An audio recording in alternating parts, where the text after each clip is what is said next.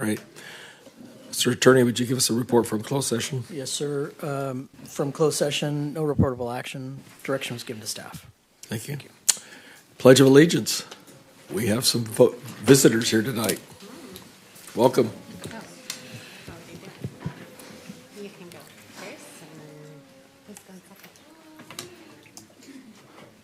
Go ahead, Bailey. Hello, my name is Bailey. Thank you for inviting us to lead your meeting to the Allegiance. We're students from Ophir Elementary. Saying the Pledge of Allegiance helps form a connection to our country, the United States of America. My name is Gabe. When we say the Pledge of Allegiance, we honor the flag and everything it represents. We are a country with a variety of people. Saying the Pledge of Allegiance instills a sense of pride for all people. My name is Riley. We say the Pledge of Allegiance to start our day at school, to begin meetings, and we honor the flag at special events like ball games. We would like to lead you in the Pledge of Allegiance. Please stand. Salute. Pledge. I pledge allegiance to the flag of the United States of America and to the republic for which it stands, one nation, under God, indivisible, with liberty and justice for all.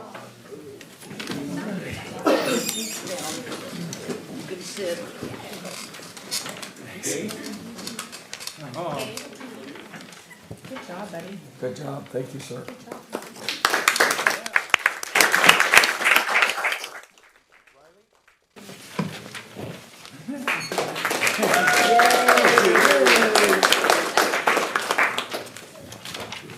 Bailey.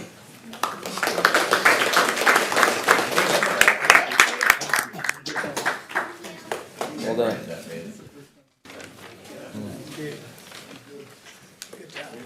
Good start to our meeting. Thank you. Any corrections or agendas changes? None?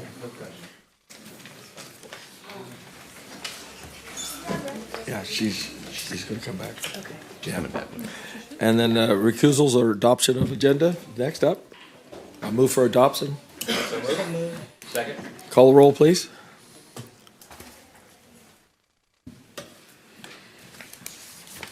Motion passes unanimously. Thank you. We have a special event tonight, swearing in of 2 new police officers. Chief Wines. All right, I'm gonna run outside.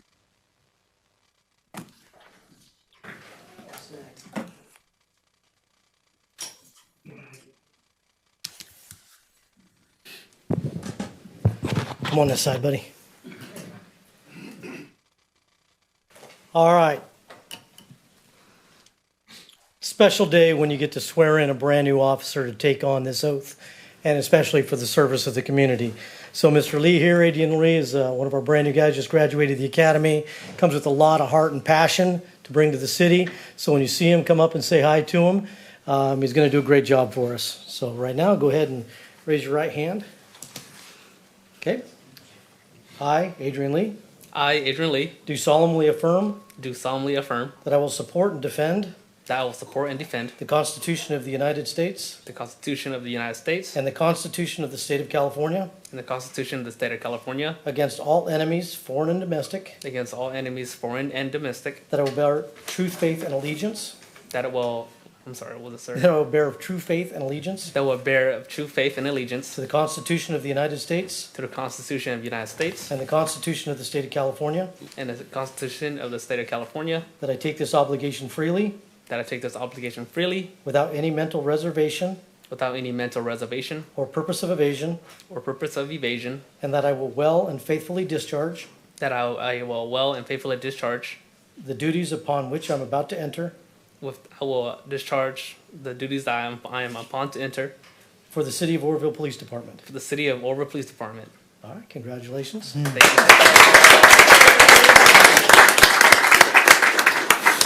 And I rarely get to pin anybody. Usually there's family that gets to take over. Yeah. So now I have no excuse for bludgeoning somebody. Got a tricky. This is a tricky one. This doesn't even have the little eyelets there. All right, No, I had to make shift. I'm just going to sit it there. That's perfect. Thank you, Congratulations. sir. And I'm going to have you sign right here. That's me, that's you. All right. Congratulations, sir. Thank you, sir. Officer Lee? We all like you. Congratulations. Congratulations.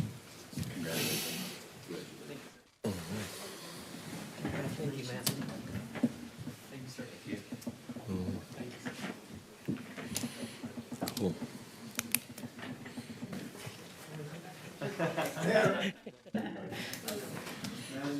Mr. Bean, can you come on up? Actually, I better not say that, Mr. Bean, huh? All right, this is Christian Bean. So Christian has actually been with the PD for a while and started off as a municipal law enforcement officer, which is a great introduction, which allows us to get to know our future officers a lot better. And Christian worked up through the ranks and just also graduated the academy, and now he's ready to hit the streets. You ready to do this? Yes, sir. All right. I, Christian Bean, I, Christian Bean, do solemnly affirm do solemnly affirm that I will support and defend that I will support and defend the Constitution of the United States the Constitution of the United States and the Constitution of the State of California and the Constitution of the State of California against all enemies, foreign and domestic, against all enemies, foreign and domestic, that I will bear true faith and allegiance that I will bear true faith and allegiance to the Constitution of the United States to the Constitution of the United States and the Constitution of the State of California, and the Constitution of the State of California, that I take this obligation freely that I take this obligation freely without any mental reservation without any mental reservation or purpose of evasion, or purpose of purpose of evasion, reservation, and that I will well and faithfully discharge and I will well and faithfully discharge the duties upon which I'm about to enter the duties in which I'm about to enter for the City of Oroville Police Department. for the City of Oroville Police Department. Congratulations. Thank you. I told him I was going to say the whole thing and make him recite it by memory. And you have somebody that would like to come pin you. Yeah. Come on up. Thank you. I don't know what happened. Very cool. It is a pain.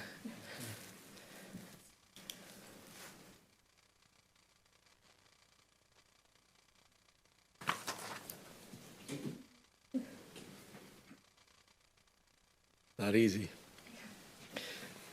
If you want, just shove it through the top and it'll hold and we'll fix it later. All right.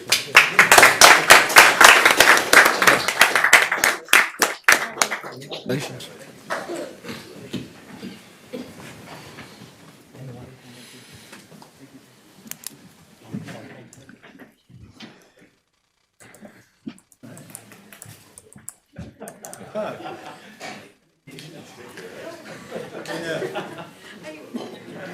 Do we have any more, Chief Wines? Thank you, sir, and congratulations to the officers. We appreciate your willingness to provide service. Thank you. Next item, public communication. Do we have any public cards? We do. We have 5 tonight. Okay, We will begin with Larry Tracy, follow that with Rhonda Magnuson. all right.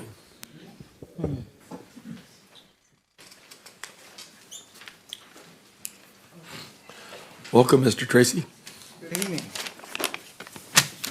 members of the council.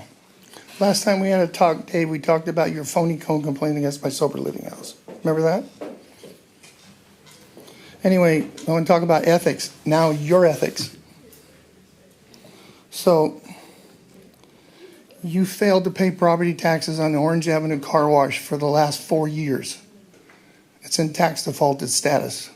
What's curious, it's not on the tax defaulted sale list for this year. So did you do something to cause that?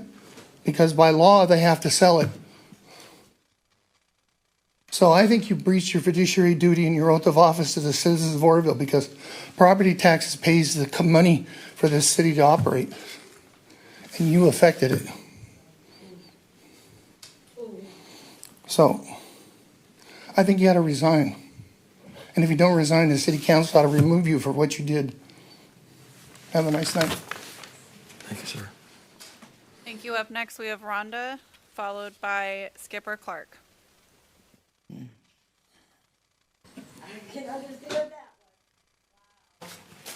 Wow. Okay. Hello, everyone. Hope you're having a great day. I can understand what he's doing.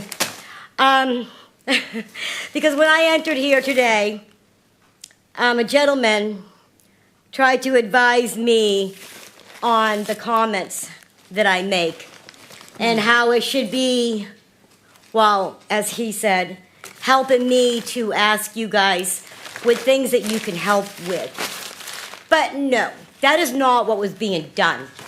And unfortunately, you guys do not get with me so far. United States citizen. And before I became homeless, I was a 35-year worker. I raised children. I worked professionally. I know where this money is coming from. I know what it's supposed to be doing. But it's doing this. This is a snack bag for the homeless. Okay? Nobody will eat it. Nobody will touch it. It's all donated. This is the sandwich for the day. Okay. This is peanut butter and jelly every single day. See it all? Do you see this? Do you see this? Okay, but in the Bible, foundations of the Old Testament, I was hungry. You gave me a bite to eat. I thirst. You gave me a drink. I was a stranger. You invited me in. But another one, let's do this. Help them to walk among you. Okay, now you've got cold, you've got hunger, you've got so many things out here that will affect your way of thinking, your way of doing, your way of being. Okay? This is suffered. This is a lack of everything. And when you lack any of your basic needs, you are suffered. You are tortured. And I am so happy that you all get to go home to your nice warm beds and have a merry, merry freaking holiday. But John, an old man in a wheelchair, because your Hope Center and your city has contracted Code and them to run around and sweep the homeless. Well, you swept a man in a wheelchair the other night. He can't get up and walk. You took his blankets. You took everything he had. And that was fine and dandy. Because it wasn't you that was suffering. I spent all day long today looking for that man, praying to God he wasn't dead. Now you guys smarten up and do what you got to do. $9 freaking million just for the other one. You do a hell of a lot better than this. Have a nice day, all. Thank you. Rhonda. Holidays. Up next, we have Skipper Clark, followed by the cameraman.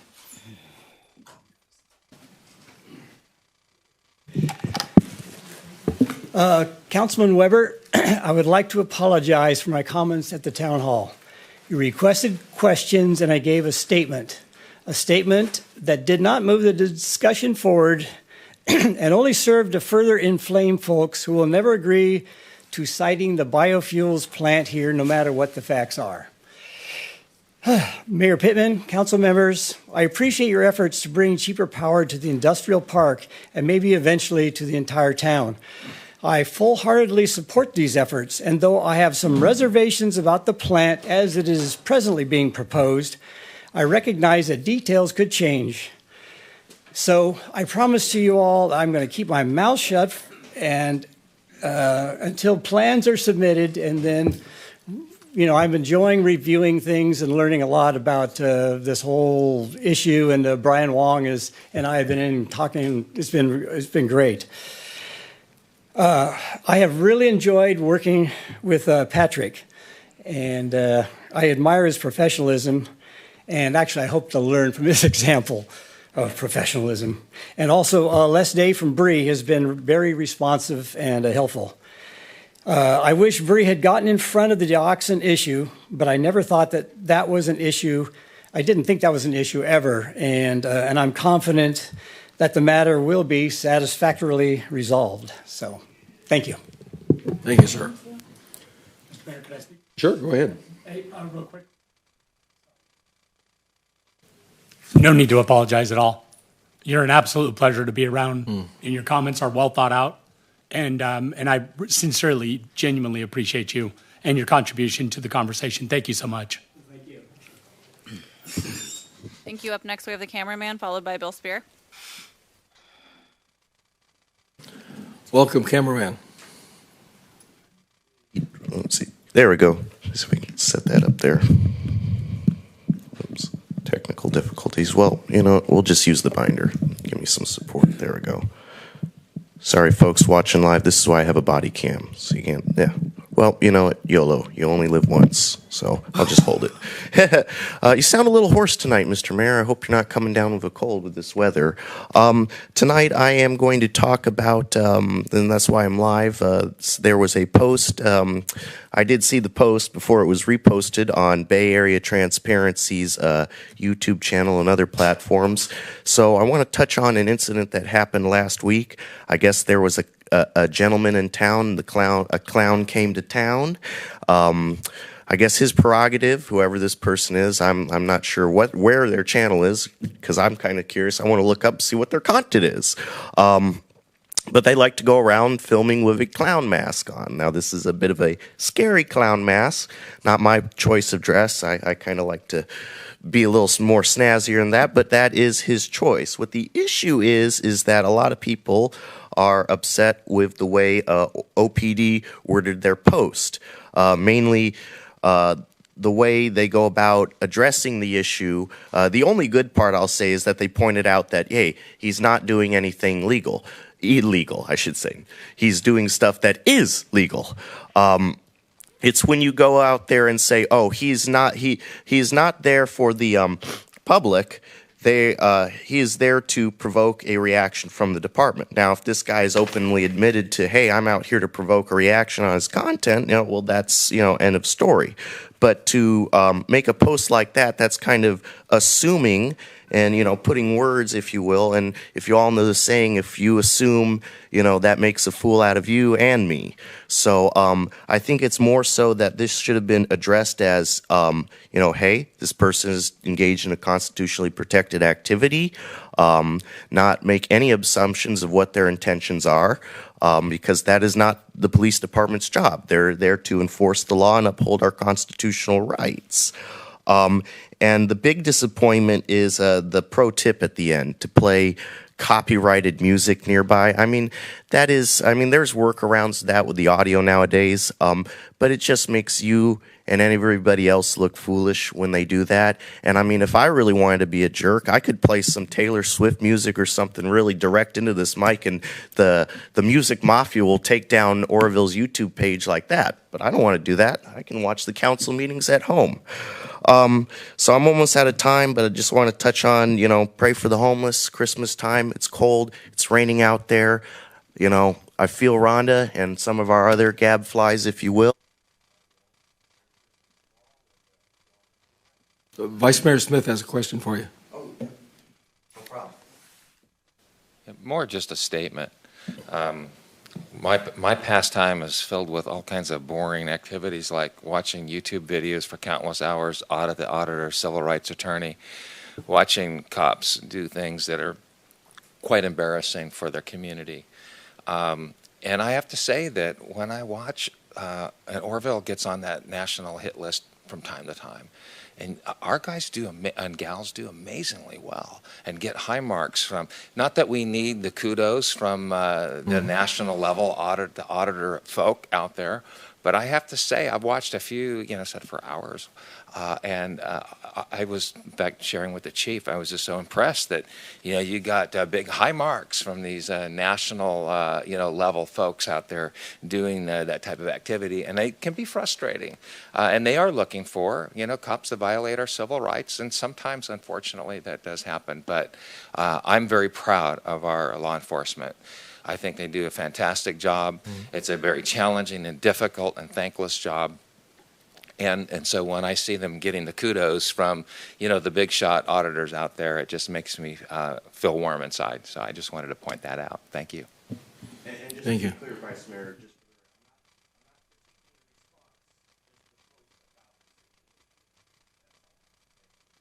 Thank you, sir. Mr. Spear, next. Yes, and he is the last submitted public comment card, sir.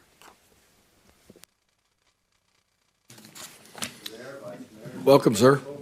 Thank you. The scripture for today is Luke chapter 2. And there were shepherds living out in the field nearby, keeping watch over their flock at night. And an angel of the Lord appeared to them, and the glory of the Lord shone around them, and they were terrified.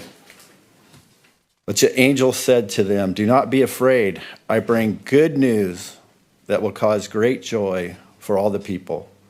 Today, in the town of David, a Savior has been born to you. He is Messiah, the Lord.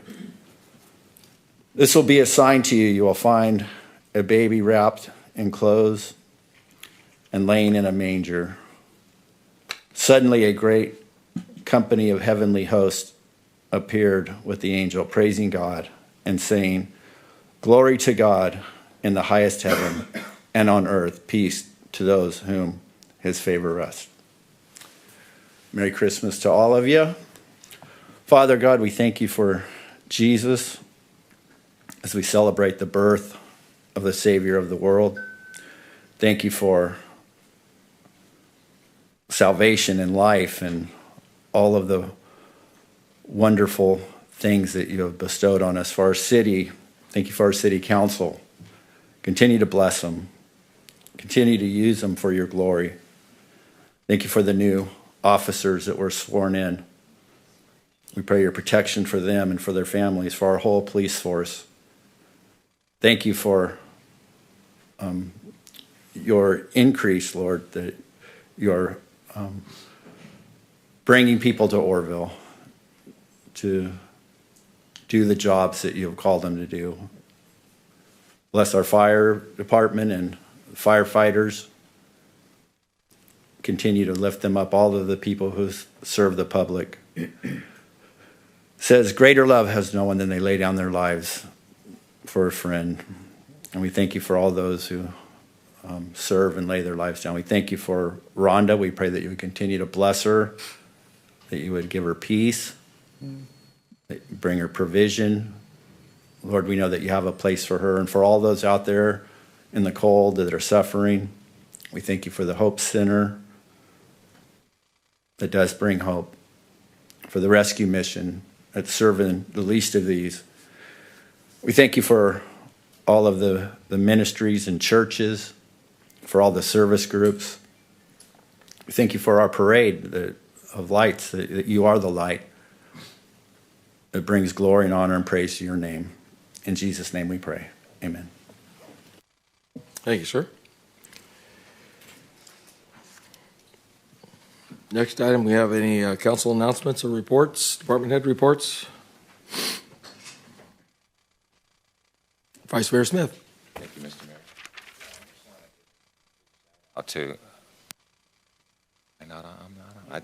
Thank you.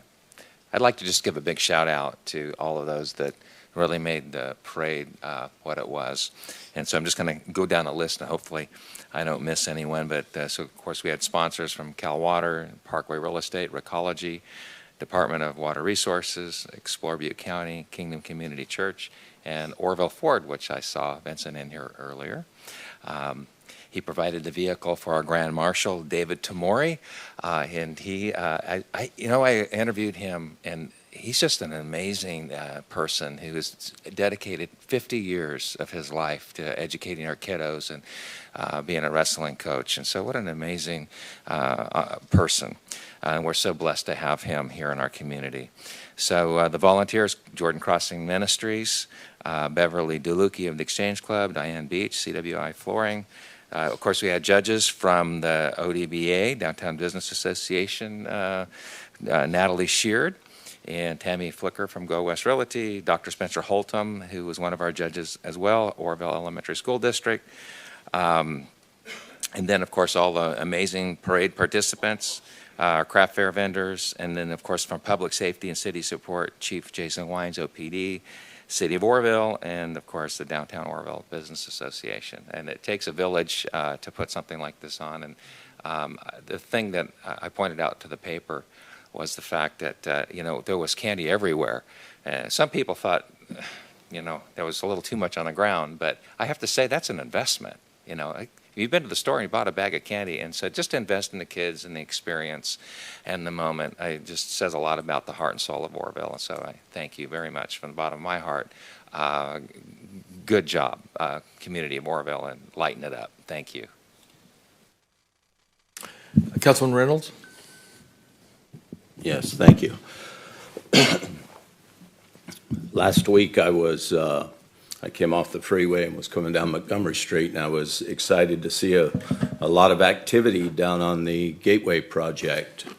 Pulled in, spoke to some gentlemen working there. They're surveyors and testing the soils to bring in topsoil to move things along as far as they can be moved at this point.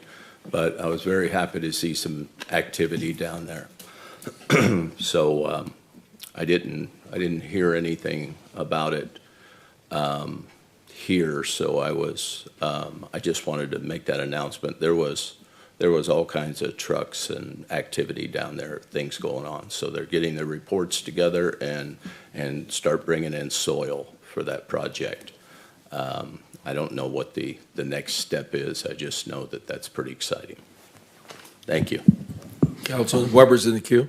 Yes, thank you, Mr. Mayor. I just wanted to take a moment to also commend you, Vice Mayor Smith, and the CEO of the Chamber in your efforts to see through that monumental task and effort of putting that thing together. Because you're right, it does take a village. But man, if it wasn't for you having your hand at the plow, it wouldn't go nearly as good as it does. And, you and I were talking before the parade, and I told you that I felt like you were such just a rock solid representative, like an ambassador for the brand of Orville. And it's just true, and you take your job so seriously. And, so I wanted to give you a little kudos as well, and just thank you for the opportunity to go down there and have fun, and to announce that, me and Amber had a blast announcing. And what an amazing parade, and what an amazing outpouring of community support too by everybody that came down there and endured such a amazingly long parade in that bitter cold. But it was just fun. It was just fun all around. And to all the people, OPD, you guys knocked it out of the park. Like just seriously knocked it out the park. And you're right, the Jordan Crossing guys stepping up and doing the street closures and stuff. It was a lot of fun. They really did a really good job. So yeah, thank you. Thank you so much. Thank you. And just to that, the Jordan Crossing, really, if it wasn't for the volunteerism from that organization, we wouldn't be able to do it. In the past, we've gotten folks from the Lineman College, but this year, because of their scheduling, they're not available.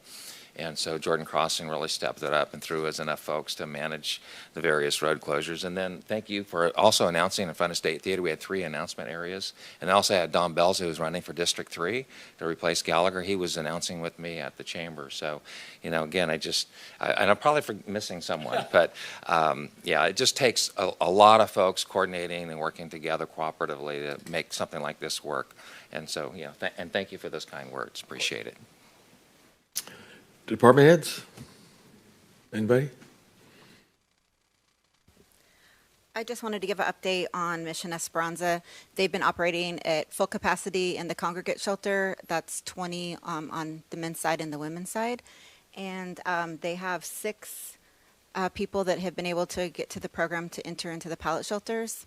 And then also they ordered additional bunks because they have hit capacity. So now there's going to be 12. They ordered 12 more bunks, so 6 on each side. And they are working with OPD and I guess keeping 5 beds open at night for nighttime drop-offs. Mm-hmm. Go ahead. Let's piggyback on that. Yeah, I know they did mention that with the cold weather, they're getting more interest, certainly in the evenings, but it's very encouraging to hear that they have a number of folks that are complying with the program and really want to, I think, get to the point where they're permanently off the street, which is, again, that's the goal of the program. So that's nice to hear them in the pallet shelters themselves. I just want to mention a couple quick things in Alyssa's absence. I had met with the Public Works team this morning, and just one thing I wanted to share with on the airport side, the remarkings on runway 13-31 has been done. So I'll send some pictures out. It's pretty impressive. It's interesting to see the before and after. It clearly was done. It was needed. Crack seal work is completed in some areas, but in some other areas, it's due to the weather. It is on delay. And it's one last thing I just want to share just with regards to weather. I'm not sure if anyone's looking ahead this week, but it's pretty significant storms coming in starting on Friday. Looks like about an inch of rain each day, at least for like 5 or 6 days. So it's projected about 7 inches of rain starting on Friday through the middle of next week. So our Public Works team is prepping for that. Going to have their folks on standby on call, and we'll be ready for it. Okay. Sandbags, yeah. Vice Mayor Smith, you have a question? Just on the Public Works, so there was one inquiry, I think some of us got it, about the striping, some of the struggle that we're having with seeing the roadway and the lines and whatnot. So maybe just if there's any update on where we are with that. Okay. Of course, it's kind of hard to do that this time of year, but I'll get you an maybe update on address that. briefly. Yeah. Or I saw your email this afternoon. I will, and I did forward that to the team. I'll get an update for you, and I can report back on it. All right, very But good. I will encourage folks, if they do see things, if they see a particular street where it's in poor condition, to use the 311 app. It's a great tool to get that information directly to staff to go out there and assess the situation. But I will look into that. All right, thank you. How about this side of the room? I'll do a quick one. Okay. Just want to thank everyone that came to our town hall meeting. Well, it was an OCDC meeting, and then I was asked to be the speaker for the night, and we counted about 90 people again for that night. It was a pretty good turnout. Sorry to the council members came and then had to leave because of potential Brown Act issues. So appreciate you guys attempting to come anyway. So, but I felt it went really well. Half the room seemed to be very engaged and really interested, and then the other half still has concerns. So hopefully we can work through that over time with some more public meetings. Okay. Chief Wines, anything? New officers, all right. Tens? Oh, I got Councilman Weber's in the queue. Yeah, I don't know why that slipped my mind to not say something about that. Thank you for reminding me. The OCDC meeting, I think, was a smash success. And, I just love the passion of our community. I really do. For anybody, everybody, all the voices that were speaking out, I just love it. That they could come and they could say those things that they want to say. And then we could have a robust conversation about where we're going to go with this. And so I'm super appreciative for the turnout. Yeah, like 90 people came, and excellent turnout, excellent conversation. It was about 3 hours long total, the whole conversation. And Mayor Pittman was there for the full attendance, as well as Councilmember John Stone. Thank you guys, and you guys, I understand why you had to leave. So, but yeah, what a great conversation. I'm looking forward to more of them. For sure, because I think that in spite of the passion that could come out in individuals in those moments, that I think that what we really find is common ground, that we are passionate for Oroville, all of us, and that's the common ground. And so I think it's really, really healthy to have these conversations. So, yeah, thank you for reminding me, Pat. Okay, I forgot, we did the orientation for the Lyman College on Monday. Yeah, why don't you tell us about that? Yeah, so every new hire, every new class that comes out there, and it's crazy. They do one every 15 weeks. The classes are 15 weeks long. They take about a week or two off. So they go through 3 cycles of students out there at the Lyman College. And this class had 277 students out there. So it's pretty impressive. Awesome. And I know we talked to the director out there, and his target is about 285 to 290. That's kind of the sweet spot with their education or with their teachers that they have out there in their education program. So it's thriving very well, and there's actually an item on the agenda tonight kind of associated with the Lyman College. Good.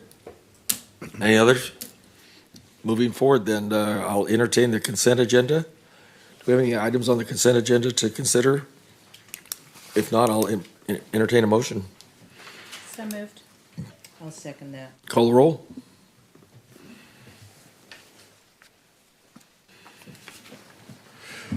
Button's not working. There you go. Passes unanimously. Thank you. And before we move on, I'm going to ask Councilman Goodson to read a special thing that we just approved. Excellent. Thank you. It's resolution number 9425.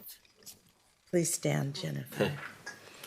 A resolution of the Oroville City Council recognizing Jennifer Cooper for her outstanding commitment to civic engagement and youth involvement in local government. Whereas the City of Oroville values civic participation and strives to create opportunities for meaningful engagement between local government and the youth of our community. And whereas Mrs. Jennifer Cooper, a dedicated and inspiring educator at Ophir Elementary School, has for many years partnered with the city clerk's office to bring students from her class to lead the Pledge of Allegiance at Oroville City Council meetings. And whereas through her initiative, countless elementary age students have had the opportunity to visit City Hall, stand before their elected officials, and take part in an important civic tradition fostering pride, confidence, and early understanding of public service. And whereas Mrs. Cooper's efforts have strengthened the relationship between the City of Oroville and its youth by providing students at first-hand experience with local government, helping them build the knowledge and comfort that encourage future participation as informed community members. And whereas research and experience alike show that early exposure to government processes increases civic literacy, promotes community awareness, and helps young people develop a lifelong interest in contributing to the well-being of their city. And whereas Mrs. Cooper dedication extends far beyond arranging classroom visits, her enthusiasm, preparation, and support ensure students feel welcome, included, and empowered during their interactions with the City Council. Whereas your commitment exemplifies the positive impact educators can have in building the next generation of leaders, voters, and engaged citizens. And whereas the City Council of the City of Oroville wishes to formally recognize Mrs. Cooper's exceptional contributions to youth, to civic engagement, and express its deep appreciation for your partnership with the City Clerk's office. And so now, therefore, be it resolved that the City Council of the City of Oroville hereby recognizes and honors you, Miss Jennifer Cooper, for your outstanding service to the students of Ophir Elementary School and to the community of Oroville through your steadfast commitment to promoting youth involvement in local government. Passed, and it has been adopted by the City of Council of the City of Oroville on this 16th day of December 2025. Congratulations.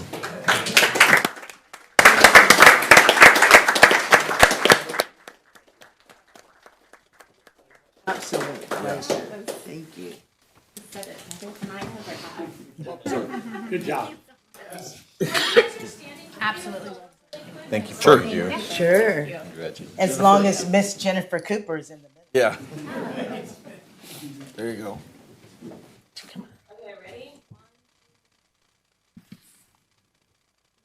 All right. Thank you. Congratulations. Thank you. Yes. Thank you, Jennifer. Thank you. And happy holidays. Yeah.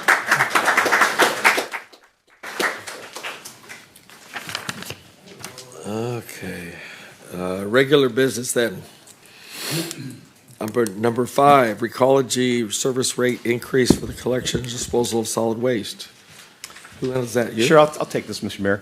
So every year, the franchise agreement that's in place has an annual increase based on the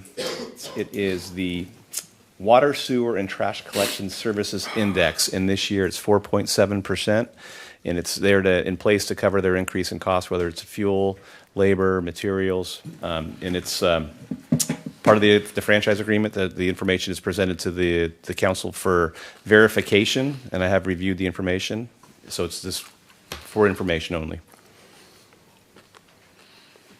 So we just accept the information? Yep. Okay, any questions from council? I know we do have, if there are questions with ecology, we do have representatives here, but if not. Do we have any cards on this? We do not. All right. Then we move forward. Thank you.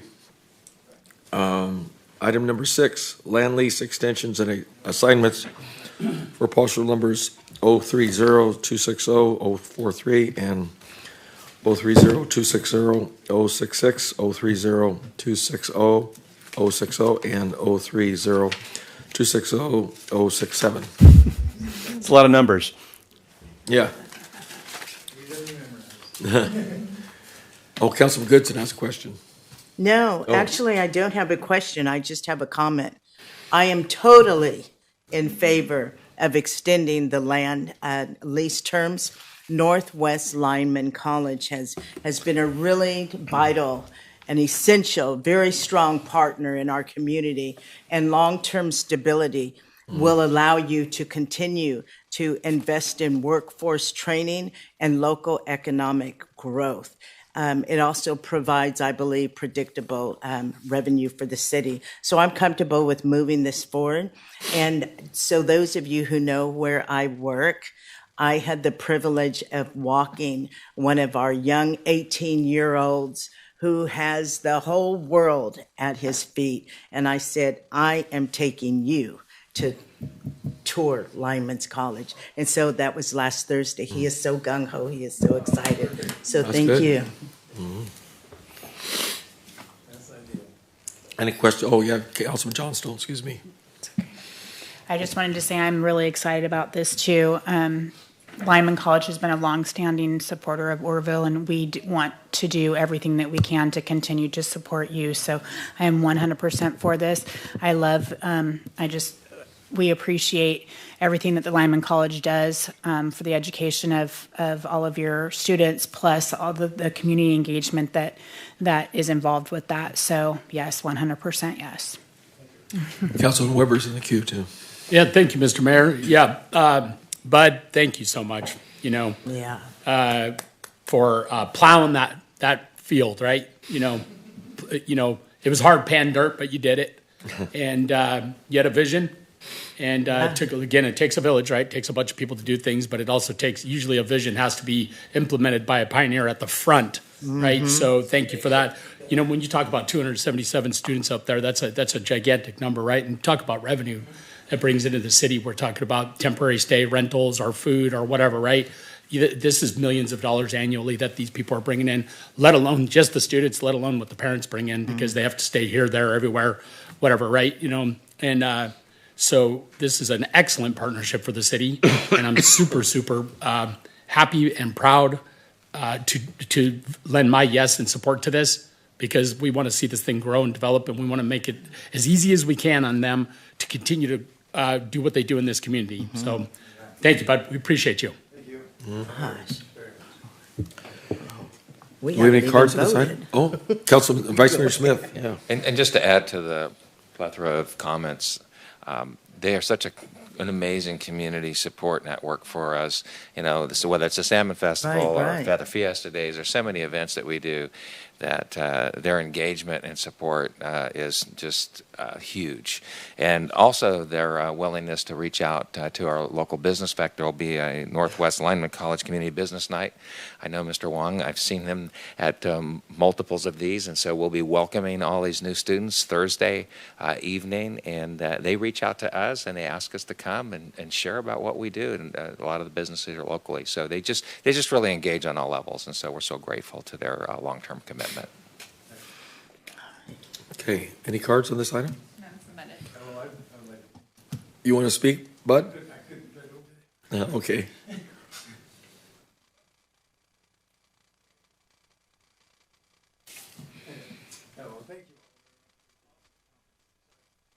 Start everything off. Council members, the bottom line is you already understand what we're doing, and I just wanted you to really, I know that you already get it. I'm positive you do, but I just wanted to make sure that there's a piece of feeling of the last 2 years that comes into this. In March of 2006, I met with the only owner at that time of the college, Gordon Ando, and I met with him at the airport. And they left 4 days later. They were supposed to leave in 3 hours. And at the end of that time, we signed the lease with Dr. Cheng on the building at the airport for the campus. And then we built it and opened it by November. And that included accreditations at the state level and everything else. It was a fun project. And we did the drawings and plans and got contractors and architects and everybody involved and got that done. So opening that, and the owner of the college and I painted the floor in the lab the last day before, because they couldn't get it done. So, but what's happened now is that as of a very short time from now, October of 26 is 20 years. And so we did 10-year lease first and then another 10 years after that. And in 2018, NLC sold to Quanta Services, and that's a massive company. They own about 280 companies like NLC. And one guy from there came along about 2 years ago, and he pretty much wanted to make sure that they got out of California and out of Oroville. And he became very strong, and thank God everybody else who we still knew carefully, we called everybody and got everybody involved, and they helped. And so I wrote a plan about 2 years ago, and that plan is what we put together in August of this year to have them actually buy the campus. Excuse me, because they were actually preparing in October of this year of 26 to leave California. So I just wanted you to understand the exact impact. Brian has been fantastically helpful. Scott Huber, Alyssa, everybody's gotten in on it all on the way.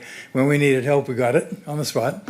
And putting together all of the leases, there actually were several pieces missing. Brian put all that together. It was he and I sat at his desk like putting a jigsaw puzzle together a couple of weeks ago. So anyway, so we got it all done and it's all signed, and the final documents just got signed. So the sale is going to occur. I just wanted you to realize what the impact. You obviously already get it. They are now going to stay for 30 years. Wow. Nice. Thank you all for your work. Thank you. Thank you, Bud. You know, we would be remiss if we didn't celebrate your lovely wife as well. Yes. I mean, blood, sweat, and tears. She's been by your side. Yeah. So we thank you. Yes, thank you, Linda. Thank you. Thank you. And tomorrow is our... Woo! Congratulations. All right. All right, all that being said, I'd entertain a motion. Absolutely. Approve resolution number 9426 and all of the land lease extensions for all of the parcels. Can I get away with saying that? Yeah. Okay. All right. We hear a second? We have a second. Call the roll, please. All right, thank you. Wow, wonderful, wonderful. All right, next item, the number 7, elected officials transparency accountability letter. Excuse me, go ahead. I'll just say this item was added on in working with Councilmember Weber and Councilmember Johnstone, and they requested to have some language brought forward before the council for consideration and potentially additional action. So I'll turn it over to Councilmember Weber. All right, thank you. So I want to start off by, I got some comments written down here because I've been thinking about this, so I want to make sure I read these off instead of just going down like a rambling diatribe of my thoughts. So I want to start off by saying that I've heard my constituents, the calls, the messages, the conversations in the grocery store, Walmart, or even a restaurant. I've heard your demand for total transparency and accountability, and several of us on this dais have been listening intently to your concerns. Councilmember Johnstone and I brought this forward to propose an ordinance codifying strong standards of transparency, accountability, and integrity into our municipal code. The recent independent investigation into the Gateway Project origins revealed serious procedural irregularities and inappropriate behaviors, which have understandably shaken public confidence and highlighted gaps in our processes. Our constituents demand transparency because they deserve to know how decisions affecting their community, tax dollars, and future are made. They want fairness, open communication, and assurance that no single individual can steer outcomes behind closed doors. This ordinance directly addresses those demands, preventing future lapses and rebuilding trust. Here are the key sections. Section 1, full transparency and action standards.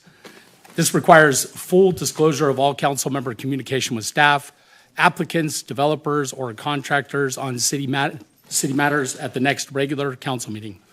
It also prohibits individual direction to staff. Direction comes only from full council consensus. For sales or transfers of city assets over $50,000, this mandates 2 public meetings on separate dates, an independent city-paid appraisal, and a 10-day public comment period. Section 2 is for contract negotiations and council authority. No council member, including the mayor, may participate in drafting, making, or negotiating any contract on their own. Section 3, which covers conflict of interest and recusal protocol, requires strict compliance with Government Code Section 1090 and the Fair Political Practices Act. If a conflict question arises, consultation with the city attorney is mandatory, with the outcome reported publicly before deliberation.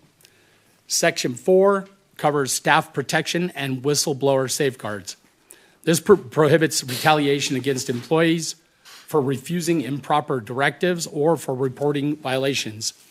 Within 60 days of this passing, the city administrator shall establish a secure, anonymous reporting system for attempts to influence or intimidate staff outside public process or any ordinance violation, with reports forwarded immediately and confidentially to the city attorney and city administrator for investigation. And Section 5 covers enforcement and public accountability.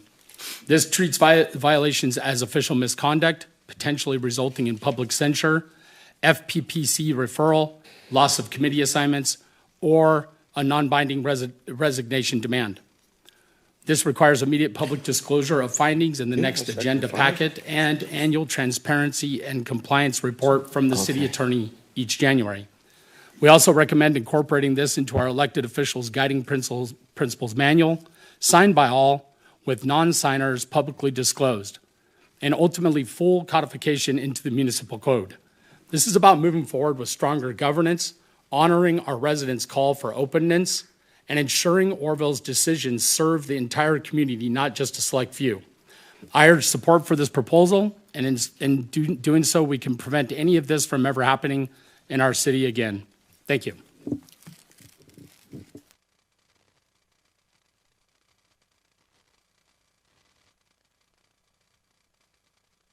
Yes. There's no item 6. There's no item 6. It's item 5. It'll be item 5. Okay. No worries. I just wanted to make sure that that was public. Yeah, I am in agreement. I think that it is our responsibility to provide transparency and accountability, which is just a foundation of good governance, and residents deserve the confidence that decisions affecting their city are made openly, ethically, and through proper public process. So by clarifying the expectations, this is just a clarification of the expectations. It will protect not only the elected officials, but it'll protect staff, and it'll ensure that major decisions occur in full view of the public. This effort reinforces that no individual council member operates above the council as a whole. And these proposed standards are not necessarily about politics. They are about fairness, integrity, and honoring the responsibility we are entrusted with by our community. And so I support this. Any questions from council? Oh, Councilman Thompson, excuse me, sorry. Thank you. I think the only, I'm fine with the document as a whole. It's kind of straightforward. My only concern a little bit is on Section 2, contract negotiations and council authority. I mean, I understand the heartbeat behind it. My only concern is In regards to a developer who may in the future come to town, who's looking at doing something, I think the language is, needs to be more specific because, you know, somebody comes to town and you know, I have no desire to be the mayor, but say that council comes to town and I'm with Brian and the person says their ideas. This document as it is, I think would hamstring me from even talking about potentially, because at that point, any kind of discussion about doing something would be, in my opinion, considered a negotiation.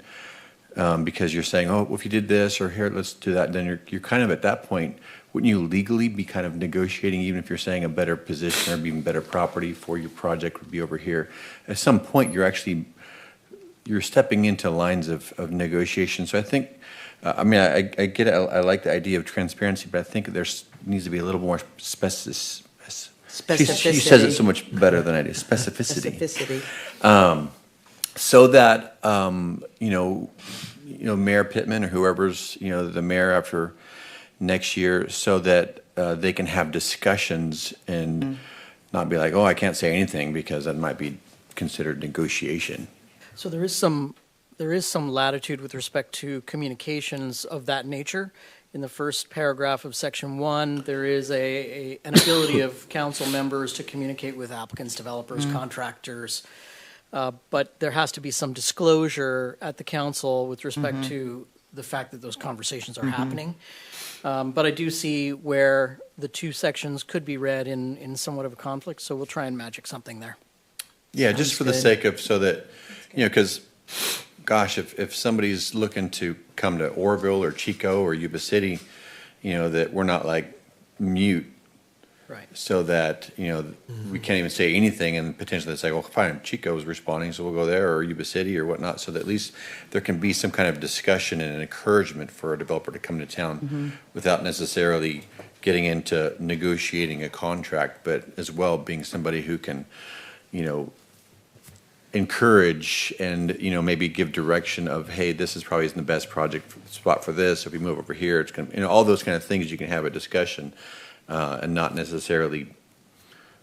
Well, certainly, I think it's important to recognize the mayor, vice mayor, council members as advocates for the city, and that means sometimes doing some outreach. Right, that's the point. Yeah, exactly. And then I also want to point to section 1, because if there's a reporting obligation for all communications with basically all individuals, that's going to be a lot of reporting. So that may be something that you want to think of narrowing in terms of what needs to be brought back and sort of discussed in a report from activities council members might give. So that's something else also to think about. Section 1 is very broad. Yeah. Because right now there's not a ton of activity in Oroville. And there's activity, but there's not a ton. But say, for example, if something were to shift, and I hope it, does to where, Oroville's, blowing and going and we're busy, at that point, if, the mayor or vice mayor is there, they are able to, to know exactly what's clear, what's considered, going behind council's back per se versus what's doing the due diligence as a representative, being in the position of a mayor. So I take the request from you, council member, is to take a look at how section 1 and section 2 play together, still allow council members to be advocates and encourage, the profile of the city with developers and things like that without having to, fall afoul of the section. And that doesn't mean technical negotiations, but some of the lead-in conversations that happen that bring people to the table need to still be allowed to happen. Is that correct? Right. Gotcha. That's good. They don't have the power to negotiate on behalf of the council, but they should have the power to encourage development. Healthy discussion. Yeah. Okay, I see a lot of people taking notes, so I know we're going to have some more discussion. But thank you. Those are interesting. Vice Mayor Smith is in the queue. Yeah, and just to add to that conversation, so for example, an executive committee meeting, we meet together as 3 council members. couple of years ago, we met with the YMCA, for an example, and we were hammering out some negotiations there. And of course, that document then is brought back to the council for Right. full review and approval. But there are times when clearly that kind of engagement is appropriate. I had some language and it's right along with what Councilman Thompson was saying, where for allowances, explicit allowances added for participation in publicly noticed negotiations or ad hoc committees, which is what I just referred to, and policy development. I think there's some, again, I completely agree with what we're trying to, the objective we're trying to achieve here, but we don't want to necessarily overly handcuff our actions and activities as a council to do business on behalf of the city appropriately, with full transparency, which I 100% support the goals and objectives here. But I think we maybe need to just to have some refinement in some of the language. And then just, so that would be my only added potential additional language there to accommodate some of those times when we are dealing with those types of issues. And then to the first item, number 1, transparency and action standards, I would suggest that because you were talking, I think you had mentioned, it could become rather onerous or a lot of reporting.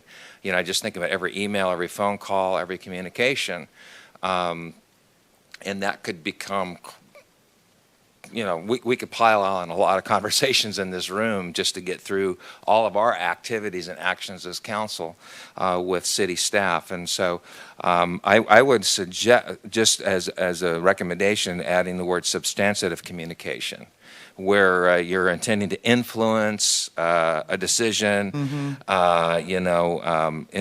information requests and constituent services do not require disclosure, per se. But when, we're trying to knuckle in or, weighing in on something. Or another way to say this would be to, council members may still request information, right? Ask for agenda items or participate in authorized committees, on that kind of activity level.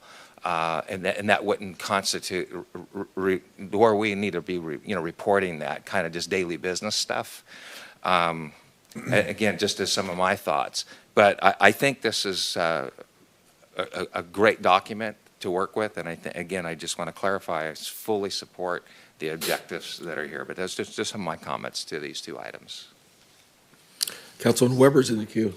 Thank you, Mr. Mayor. Yeah, thank you guys for the comments and observations. Well thought out and needed. I just want to kind of, highlight the origins of this, to field the amazing amount of phone calls and messages and inquiries in public and in person by people wanting to know, quite frankly, how do we prevent from ever getting into the gateway situation again? No two ways about it. Okay. And so I think that when we met and we kind of went over this, one of the statements you made was, had we had some of these in play, then we wouldn't have the gateway project as it is now, right? And so that's the goal. So if we need to define the language, then let's define the language. This is strictly to deter unhealthy interactions. Okay, so healthy interactions are within the boundaries of what we're supposed to be doing. If we are in the role of mayor or vice mayor or council person, then we should be doing healthy interactions. We should be working with, developers or whoever to try to entice people to come in. But unhealthy interactions are, as highlighted by what we all read in the Gateway Findings Report. Those are clearly unhealthy interactions between staff, between, everybody involved. So looking forward, our constituency is demanding that kind of accountability, that kind of transparency. And I think that's an excellent thing for us to do. We should be completely transparent. We should have these guardrails in place. We should have protocols and procedures in place to know that we're never, ever going to find ourselves in a position where clawback revisions have been removed from a contract and we're not able to do anything with a certain thing, a project. We should never find ourselves in that position again. The public demands that. They deserve it. And so that's what this is all about. Unhealthy interactions, not healthy. Thank you, Mr. Mayor.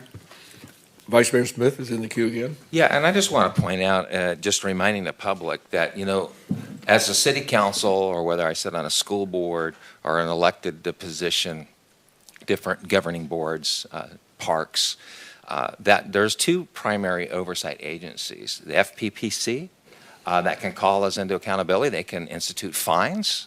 They can nail us to the wall. And perhaps that's an underutilized public tool when there's concerns about actions that are unbecoming of a council member. And of course, then there's the grand jury. The grand jury can actually bring down an indictment. Rarely done in the state of California, if you do a little research on that. But they can do that, and that can be recommended to the DA, and a council member can be removed from public office if they've indeed violated the law. And so I just for public information, I'm not saying that we need to do this, but again, just for clarification, there are oversight agencies that do govern us and can certainly call us into accountability.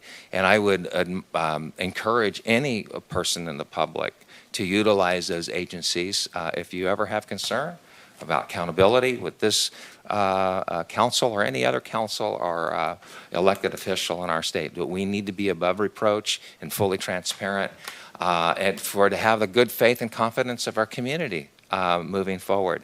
And that also helps, I think, development of our town and moving forward, plus positive. And so, yeah, take advantage of those situations. Thank you. Councilman Goodson's in the queue. So there was something that you said, and I appreciate you just, Councilman Weber, just coming straight out, shooting from the hip and saying that if we had have done this, we probably would not have been in the situation that we are with the Gateway. So moving on, we learn, it's a learning curve. Yeah. I like what you said about we want to entice people, but not influence with our positions. That's a no-no. So I think this is a great first draft. It does need to be legally tweaked. Is there such a thing in a situation like this where we can use this as a draft proposal, first reading, so to speak, bring it back when we have your legal eyesight on that and bring back a refined revision? How does this work? Where do we go from here? So a few options. Council has the ability to set policy through adopting a resolution that implements a policy like the manual that we're talking about here, the guiding principles manual you have. These principles can be added into that policy document. Council looks like it's making requests in here to have people review and accept that. That's one way. You can enact changes to the municipal code through ordinance. That's a longer process. That's, adjusting the language here. It's sort of laid out almost like a resolution that implements code. We'd have to find a place to put it in code. That involves public notice, first reading or waiver, first reading by title only, public hearings, second reading and adoption, then it becomes effective 30 days after that. So longer process. Or council can just simply, have a more loose application of this in terms of like a minute order to adjust the guiding principles if they're not adopted by resolution. Certainly, this is presented tonight as an informational item almost, just for direction to look at and bring back, because this was a draft that didn't originate with us, but per our charter, I would have to draft an ordinance or resolution. So the input is very helpful. Draft meaning either draft myself or heavily review with the proponent to make sure that it passes muster. So this is an item that would come back pursuant to your direction.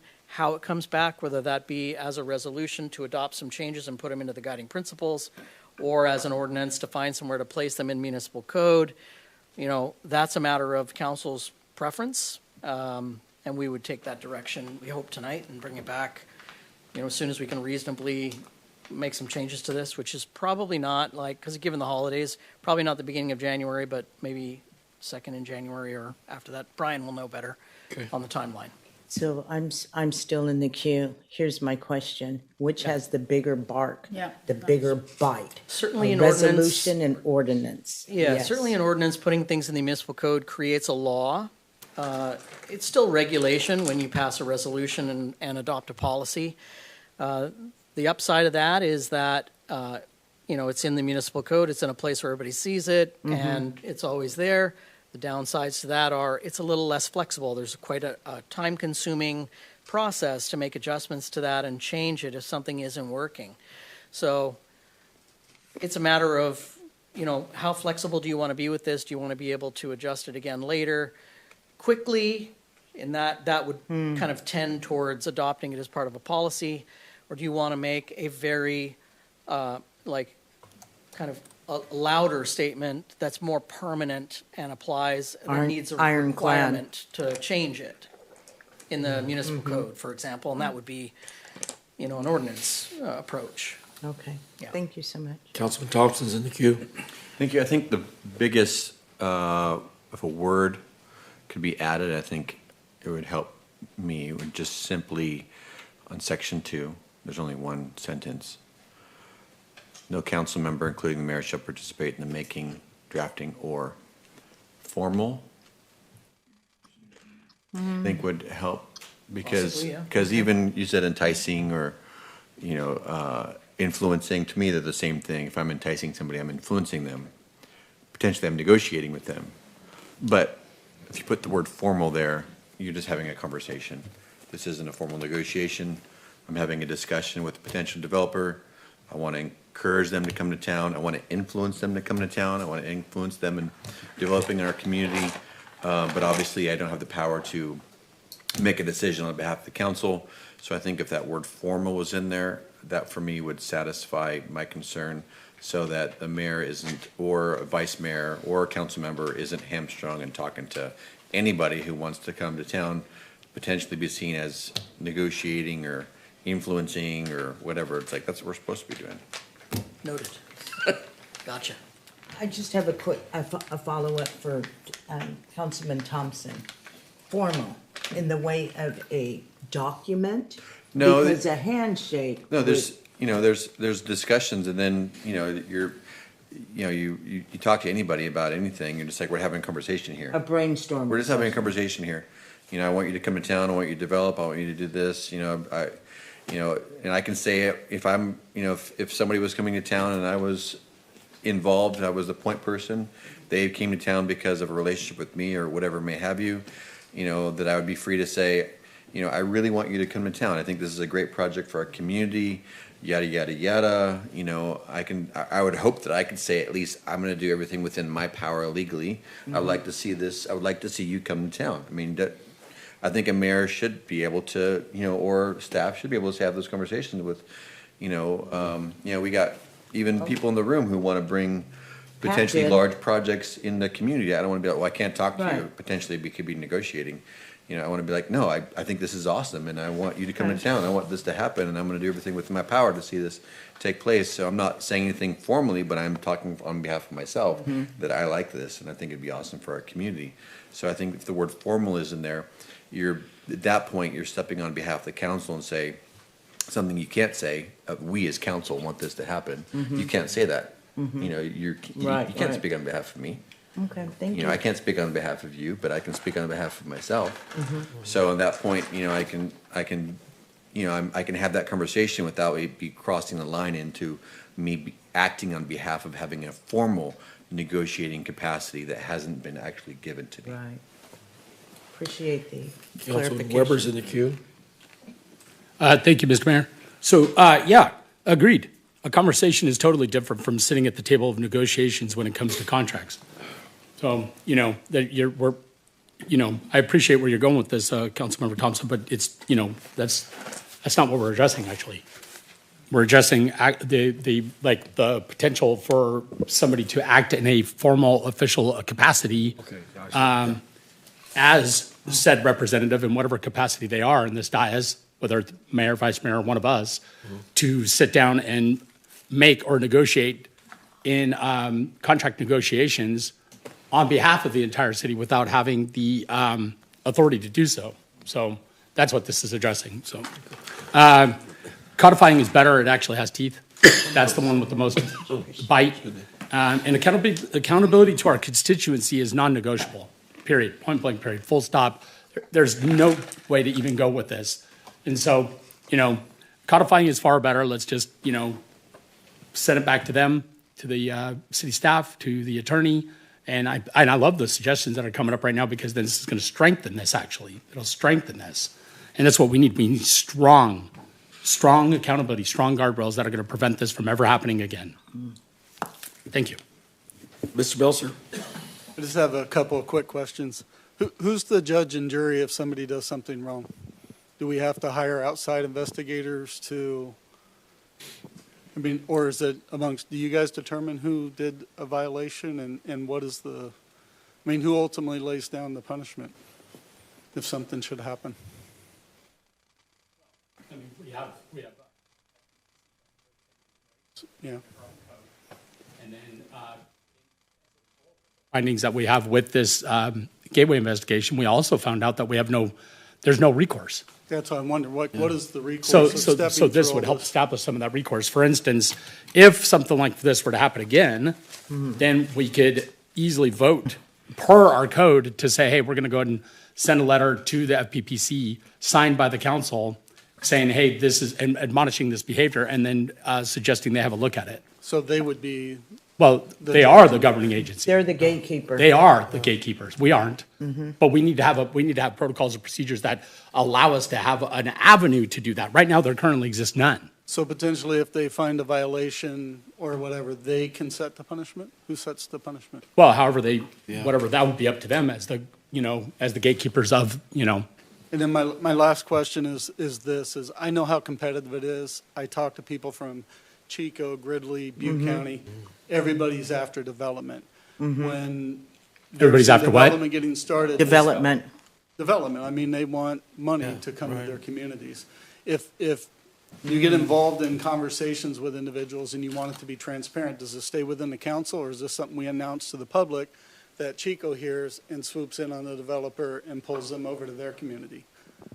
I'm just trying to figure out, you want it disclosed, right? Okay. Does it stay within the council? So when you report, hey, I'm talking to this It should. particular industry or whatever, it has to stay within the council. My concern is, loose lips sink ships. You're going to get information out there that maybe Gridley, Chico, Butte County wants to hear, and then they swoop in on your. I'm just trying to think how this. I think that's a different conversation. Okay. Yeah. And I respect where you're going with that, and that's a legitimate concern, and thank you for raising that. When you disclose, I'm talking to somebody, does it stay within the council? Because I think it should. I don't think it should just be, I just think it should stay within the council to avoid that from happening. Sure. Again, I think that we could explore the minutia of each section, but by also honoring the origins of it, what the core is. But some of those the question that you're raising right now is legitimate. How do we do this? How do we go about doing this? What would be the protocol within the protocol? In other words, right? And again, it all goes back to just accountability. We just don't want to find ourselves in another position where we're facing down another. Quite frankly, this Gateway deal is incredibly lopsided and not favorable to the city at all. Okay. And we find ourselves at a massive detriment as a result. All the clawback provisions are gone. So how do we prevent that from ever happening again? And I don't want to get into all the details of that because this is not the place for that. However, this is what led us to that here. So anyway, so thank you. Yeah, of course, thank you. Vice Mayor Smith is in the queue. Yeah, and some of those things have kind of, thinking about, exactly how do we as a council then even come to a conclusion that there's been some sort of breach, and how is that quantified? And that can become a little bit, difficult, interpersonal strains and relationships and whatnot. And it's kind of limited, really. The mayor and vice mayor is our code. You can censure, of course, which has been done before in the past. You can remove them from all committees, but it's pretty limited as far as our power to self-govern, if you will, and managing that. And then so I think what Councilman Weber's looking for is some sort of official mechanism by which we have a process that we can send officially as a council to the FPPC or to a grand jury. There's a mechanism there that we then come into an agreement and then are asking for a higher level of authority to weigh in on an issue that's impending on the council. But no, it's a little challenging, and I appreciate the comments to that, and that's why I think we really need to be very, very deliberate and well thought through as to this process until we get to a final product that we all feel strongly about. But again, how we got here and why we're here, I think this is an important conversation. And again, for me personally, it comes back to regarnering public trust. That we absolutely have to be above reproach, or even the appearance thereof, And so when that gets breached, then we have to have these kind of difficult, thorny conversations. And then how do we implement administering these kinds of things? So I think it's a healthy conversation, and it's a little difficult, but we definitely need to have it. Thank you. Yeah. Thank you for protecting staff. I like Yeah. that idea. Yeah. Councilman Johnstone. Thank you. No, I love this conversation. So I think it's really important because, I think a lot of this does stem from the just the Gateway report, and it's brought renewed attention to it, right? And so I like your ideas about like who's going to be governing that, right? Who's going to be responsible for that? But I obviously think there's more conversation that needs to be had, like to fine tune it all. Public trust is best safeguarded when we do have clear standards, right? So I think that this is a great start to putting those standards in place, taking a proactive approach, right, for strengthening the confidence. We want our city community to know that we do take what they say seriously and what they say is important to us, and we want to make sure that we are above reproach and that we are transparent.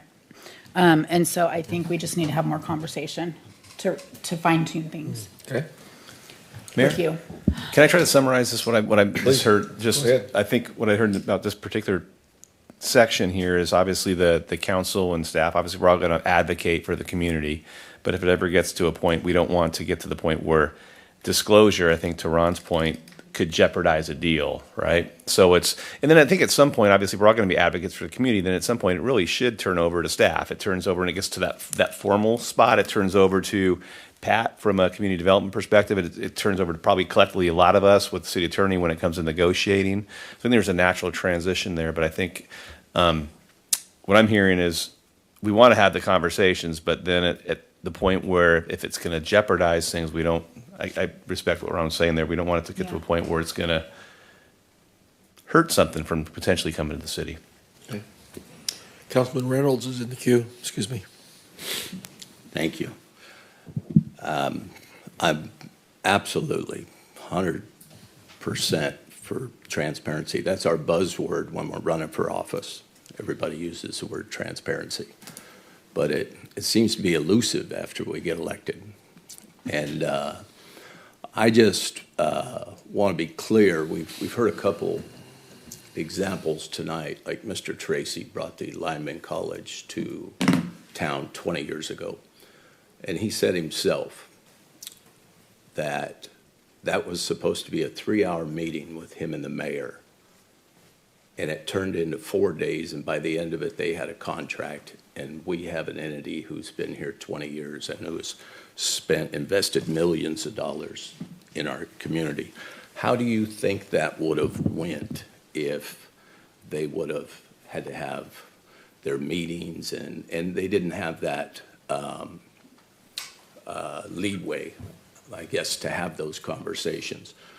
Another thing I read in the paper the other day, that the mayor was interviewed about the hospital, and there was, I don't know if they misquoted you or not, Mr. Mayor, but you spoke for yourself and the whole council in that interview, and you you and I served, never had a conversation about the hospital, so I know that you didn't have my permission to speak for me. So what I'm saying is we're getting into the weeds with this stuff, and we're governed by the government code. You can write all the policies you want, but the reality of it is it's people are, what you do is you elect people who are for the community and trustworthy.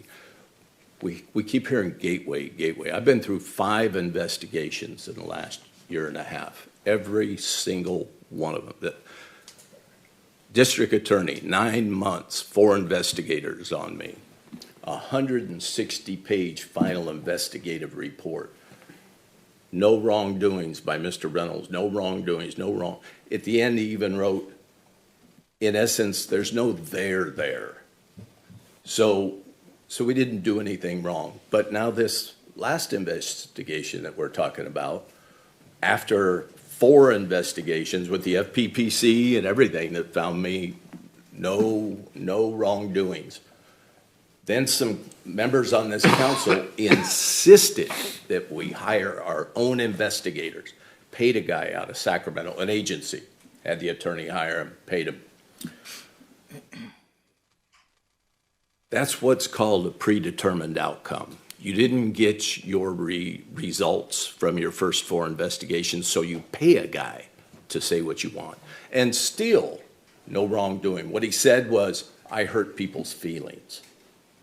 Well, there was a lot of, I'll just say, we can dance around it, untruths. There was a lot of lies in those testimonies, and I don't think anybody thought that their statements were going to be publicized. I was surprised at the lies in those things. But there was a theme. It was all to make me look like a bad guy. I get it. Hey, I'm a tough guy. I live in a tough world. I do. But this gateway thing keeps coming up. The guy's developing. He's moving forward. I think that if the city worked with him instead of fighting with him, and a question for you as the public would be based on this transparency deal. Why don't you ask these council members who are bringing this forward what their plans are with the property if they get it back? Because they are spending hundreds of thousands of dollars trying to get it back. So why don't you ask them, what are your plans? Where's your drawings? Where's your development? Because I'll tell you what, that property was taken 23 years ago by this city through eminent domain from Jack Underwood, who is still in business here, one of the most honest. He was the fire chief of Anaheim, just first-class gentleman. He had 2 businesses down there. He had an auto shop in a convenience store, and the city came in and took his property, private property, through eminent domain and demoed his 2 buildings that were creating sales tax for the city, revenue for the city. So when I asked some of the people who were involved in that, who are still around, I said, your hair must have been on fire about an idea, right? You must have had a plan. We keep hearing the term shovel-ready, turnkey. No, we didn't have a plan. Well, what was why'd you take the property? To get it. To get it. For what? You shut down 2 businesses in the city of Oroville to get it. So I asked again a while back, so your hair was on fire at that point for something, but you don't know what it is. But now here you are again, spending the taxpayers' money over and over and over. And what is your plan now? Say you got the property back today, what is your plan? What is the benefit for the city? What are you building there? What's going on? Don't know. Well, then why are you so adamant to get it? To get it. So you, as constituents and the public, ought to be asking those questions. What are your plans? Why are you so bent on getting it? Because, and you know what's funny? I was mayor for 4 years. When I came in, the city was over $25 million in old debt, getting ready to file bankruptcy. Thank God they passed Measure U, but that wasn't much, believe me. It was management. It was hard work and management and putting a team together that worked together, that pulled it out, paid off that $25 million, filled the coffers, bought new equipment, hired employees, all of these things. We went from the absolute worst condition the city had ever been in, a dilapidated state, getting ready to have the state take them over, to having the best financial, economical condition they had ever been in. But nobody ever mentions that. What they want to mention is the gateway. So how about the 5,000 things that we did that worked out great? And all of the businesses that came to town. How come we don't mention any of that? We're hyper-focused on this. And so my question would be, why? What are your plans? So, Mr. Councilmember Reynolds, I think it's very important to recognize, history in a broad sense. But I do think that we want to be forward-looking. This item has a little bit narrower scope, so I think I would encourage you to sort of get back on track and focus on the forward-looking aspects. I'm not trying to cut you off. I'm on track, Mr. Attorney. This gateway thing's been brought up 5 or 6 times, and It you has. didn't say a word to him. In fairness, that's why I didn't cut you off earlier. I wanted you to be able to kind of discuss that a little bit on your own terms. But I do want to focus council's attention back on the question at hand, which is give direction to staff on how we're going to handle these transparency questions going forward in the future, not so much looking backwards. As soon as I finish my statement, sir. I'll give you just another second, but Okay. it's very important we stay on topic because this area is not really agendized. This is on topic. It was brought up, and I'm allowed to respond. I understand. When this gateway project was brought up, there were many developers that were brought in and interviewed, if you will. And none of them were interested. It wasn't the right financial time. We were getting ready to lose the property to the state for affordable housing. How would you like to have affordable housing down there when you pull into your town? So there was a gentleman in town that had built several other projects. The city approached him and he said, no, I'm not interested. Well, we're gonna lose this property. Oh, man. So he took it on. He took it on and he paid, it was over $100,000 it took to clear that property title, and he paid it. And people keep saying that he got it for $1. No, he did. He worked on it for over a year and he paid over $100,000. And as soon as it was getting ready to get finalized, people showed up and were interested. They were interested because it was attractive at that point, because there was no cost involved. So I think that if we work with the developer instead of throwing roadblocks in every step of the way, because I called the city when I seen this activity down here. The only person that was excited about it was you, Mr. Attorney. When I called you, you said, that is great. That's exactly what we wanted, was development. Well, That's okay. what I thought. I always like to see activity happen. Yes, sir. I appreciate that Absolutely. on everybody's part. But You were the only one that was excited. again, I just encourage us to get back to the subject matter more directly if we can. Well, if you can direct the rest of the council to do the same. Because would ask everybody if there's to- insinuations Yes. made about me again, I'm going to respond. That is why I allowed you some latitude here. So if we could, Mr. Mayor, if you've concluded, I would love to have more input from you on the forward-looking aspects, if you haven't. I will yield back my time, sir. I appreciate that, Mr. Mayor. Let's get back on track, yeah? We have Councilman Weber in the queue. Thank you so much. Councilman Weber, let's be forward-looking here, right? Yeah, absolutely. I said, I've got a couple notes here. I think as elected officials, we have an absolute responsibility to represent the city through transparent actions and behaviors. Again, this is about preventing behaviors. Having a meeting, talking about something is not the same as negotiating contract details without the full council approval. Totally separate things, okay?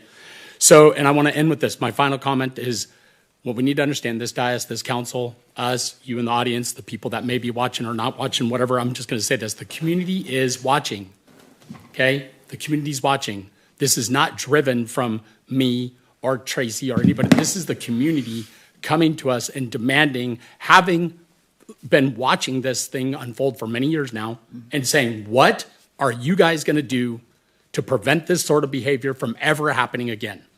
Final note. Okay. Any other comments? it looks to me like we're completed with this assignment or this discussion. Any direction, any more direction you need to? Back to staff. I think Back to staff? I think I know we have a number of notes here. I think the direction is to bring back the verbiage again. Okay. And then at that point, the council in the Codify codify. it. Okay, Okay. so we'll bring it back, we'll modify it, then bring it back for a first reading, it sounds like. Thank you, and thank you for your all respectful discourse. Gotcha. Thank you. Next item up is item 8. Is that correct? Yes, Yeah. it is. The annual use of military equipment is defined by the Orville Municipal Code. Chief Mines? All right, this is a report that stems back many years from when the military used to offer used equipment to law enforcement through the 1033 program. The legislation back then expanded it to beyond just military equipment to include anything that might be deemed military. So they provide several definitions. So just for clarity, none of this equipment is actually military equipment that Right. we obtained from the military. This is all private purchase. The other thing I want to note is a lot of the devices that you see here is the distraction devices, the chemical agents, more directed towards that. Most of this stuff is over 10 years old. It has not been deployed, and I'm going to be working this year on really getting rid of a lot of it. We're not using it. It's just taking up space. So next year, this will be a lot smaller list due to the items that were no longer there. As far as the specialized rifles, that stems back to when the Orville Police had a SWAT team. I don't see us getting to that level anytime soon. However, due to the lack of use, there's nothing wrong with the equipment. So in case someday we get to that size, we will probably continue to keep them on inventory and just maintain them appropriately. Other than that, I'll answer any questions that you might have. Councilman Thompson's in the queue. Yeah, number one, I would like our police department to have some military grade equipment. I'm serious. Me too. And the second thing is, would it be possible next year, or next time we have to do this, does this have to go in a regular business, or can we just put it in consent? It has to be an public- open? yeah, it has to be public. Just, Some rocket launchers. but let's put something in there that we can actually talk about. Yeah. Do I? Fireworks show. Yeah. Make a Did you make a motion? Challenge accepted. Make a motion. Do we have any cards on this at all? Okay. So I'll entertain a motion. So moved. Second. Call the roll.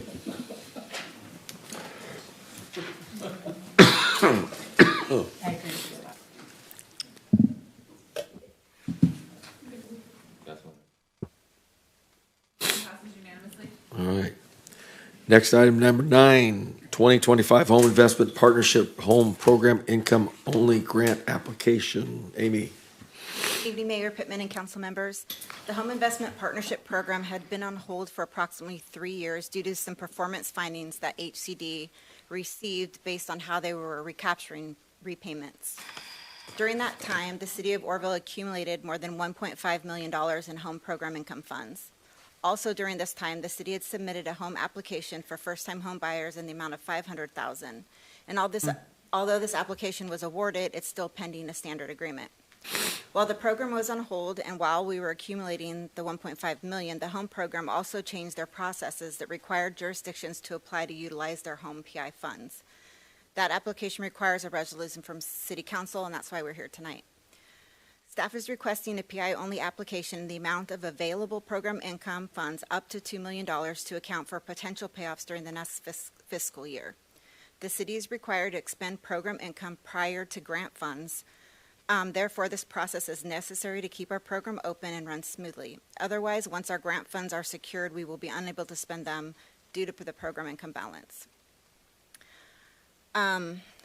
Additionally, I will be submitting, well, I don't need to submit it, but I'm in the process of doing a revision to our CDBG program income only application for homeowner assistance to move some of that funding from first-time homebuyer program, because we have this amount of program income that has built up, to owner-occupied rehab, because we have limited funds remaining on that. But that doesn't need to come to council, but a new program income CDBG application will be coming to council in January for that purpose. Councilman Goodson's in the queue. Yes, I just have a question in regards to the budget as follows. And I see that there's 200,000 that would be allocated to general administration. Just for clarity, I was wondering, does this funding include staffing positions, specifically your position? And if so, what percentage of other staff positions would be supported by this allocation? So this is my salary for things that are not address related. So if we have a first-time homebuyer program, that gets counted into activity and activity delivery. So this is all overhead costs for things like coming to council, writing the grant application, administrating the grants, doing the work write-ups. This also pays for our allocations for PERS. It pays for copier rentals. It pays for all of the things that I can't put under a specific address. Gina and Caitlin also charge this when they're doing things that don't fall under a specific address. So monthly council reports, loan portfolio management, which is pretty a heavy lift with the amount of loans that we have in the city. So what is activity delivery? Activity delivery is funds that we use once we identify a loan or a home that is buying, it has an address listed to it. So anytime we spend on that property, closing that loan, going to loan advisory, doing loan documents, doing underwriting, speaking with the lenders, and that's all activity delivery.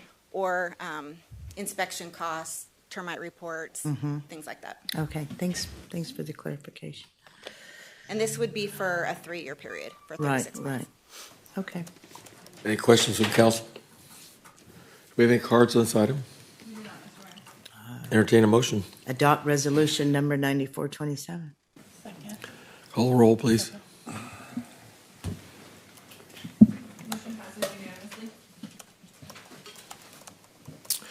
Item number 10, reinstatement or foreclosure for the city-owned 1708 Bluffs Drive. It's me again, Mr. Mayor. The borrower for 1708 Bluffs Drive obtained a mortgage from the city of Orville, a second mortgage, and then also a third back in 2021.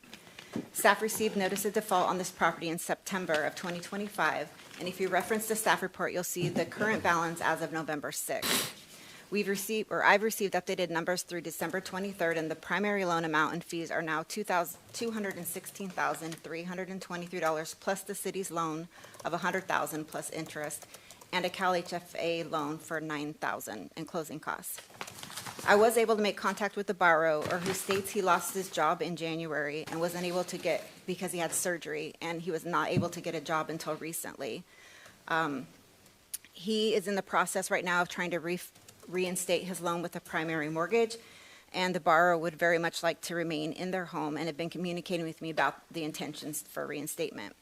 As of Friday, they received notification from the bank that they are reviewing their application and actually pushed the foreclosure date back from December 24th was with the sale date to February 4th. So I'm hopeful that they'll be able to reinstate it. That was new since we actually submitted this application or this staff report. If they are able to reinstate it, then the council action is actually a moot point because the loan remains solid. However, if they are unable to reinstate the loan, I'm looking for council to either reprove the city reinstating their loan, which is basically to pay their back due amount and make them current with their primary mortgage, and then we would add that loan balance to the back of their loan in order for them to stay in the home, or for the city to approve us foreclosing on the house and then taking possession and then putting it back in the housing market. Wow. What I wish the council action would be that I have the opportunity to look at the situation. They've submitted to me their income and their that they have in reviewing, and while working through the reinstatement, if I determine that I think they can stay in the house based on their debt to income ratio, that we do the reinstatement. But if not, then I will go ahead and move forward with foreclosure. Councilman Goodson's in the queue. Oh, boy. So given the size of the reinstatement costs and the lack of equity in the property, our responsibility is really to protect the city's revolving loan funds. So I do have compassion, but compassion doesn't pay the bills, okay?